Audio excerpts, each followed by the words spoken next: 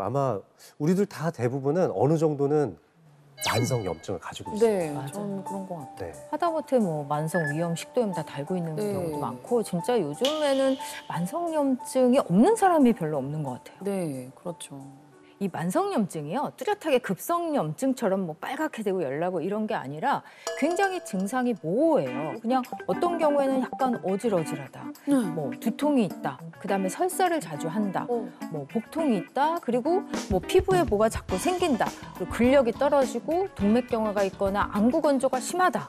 뭐 이런 증상, 그리고 가끔 이제 깜빡깜빡하면서 비염 지금 다 해당되시죠? 저 동맥경화 말고는 다 한 것 같아요, 다. 지금 다들 이렇게 막 가슴을 다섯 개 해당되는 예. 것 같아, 5개. 저는 그냥 동맥경화만 빼고 다.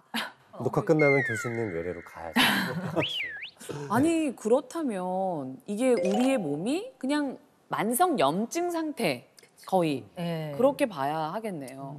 사실 제가 이 베체트병에 관한 어떤 비극이잖아요.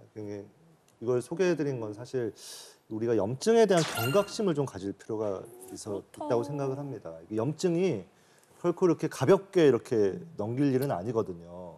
이게 사람이 걸리는 질병은 어떻게 보면 딱 2가지 정도로 요약을 할 수가 있는데, 이제 하나가 이제 뭐 암을 비롯한 신생물, 뭐 혹이 코 같은 게 생기는 거죠. 악성 혹이면 이제 암인 거고. 근데 또 하나가 바로 염증입니다. 그러니까 우리가 흔히 걸리는 뭐 감기, 뭐 그리고 뭐 폐렴, 뭐 방광염 이런 거 있잖아요. 네네. 이런 건 급성 염증이죠. 네. 그런데 뭐 류마티스 관절염, 아토피 피부염 뭐 이런 것들은 다 만성 염증에 속하거든요. 이 만성 염증이 그만큼 굉장히 이 질환의 많은 그런 포션을 차지하고 있습니다. 근데 이게 무서운 게 치매도 유발할 수가 있어요.